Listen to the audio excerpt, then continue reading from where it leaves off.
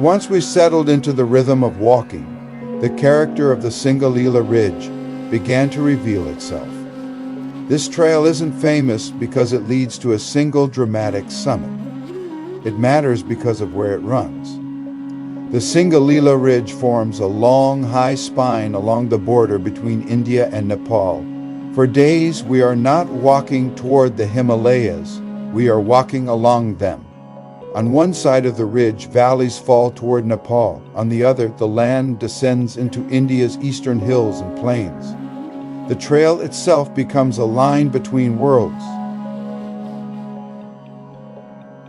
Geographically, this ridge is exceptional because it sits at a natural crossroads of mountain systems.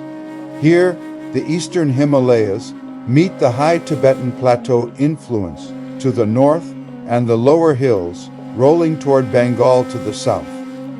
Few trekking routes offer such a continuous elevated perspective across so many regions at once.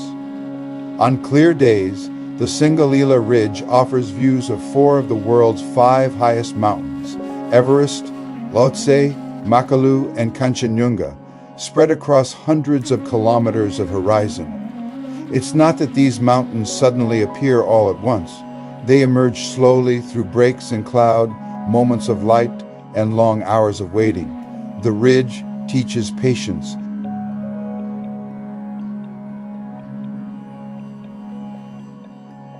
Historically, this high ground mattered long before trekking existed. These routes were used for centuries by herders, traders, and travelers moving between mountain communities. Salt, wool, grain, and goods passed quietly along these paths, linking highland cultures that modern borders would later divide. The India-Nepal border here is a political idea imposed on an older geography. The mountains themselves never recognized it. Walking the ridge today, you feel how artificial that line is. People, languages, and customs flow naturally across it. Only maps insist on separation. During the colonial era, British surveyors and administrators were drawn to this ridge for a different reason: visibility.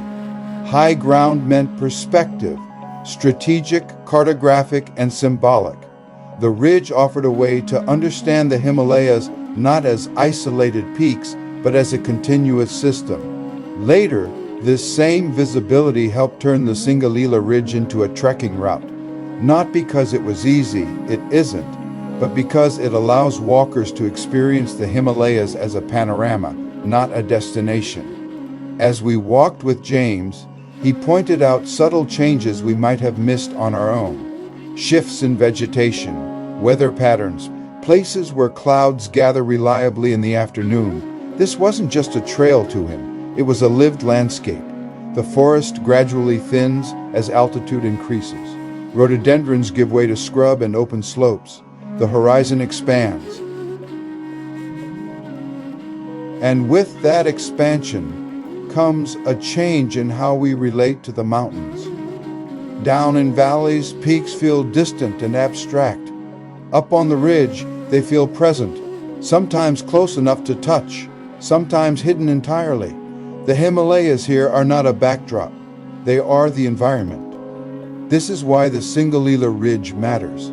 Not because it leads somewhere famous, but because it places you inside the geography of the Himalayas, between countries, between cultures, between weather systems, between perspectives.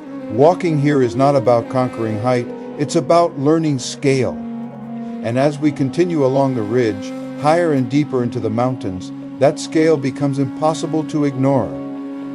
This is the heart of the Singalila Ridge, and this is why people have walked here for generations.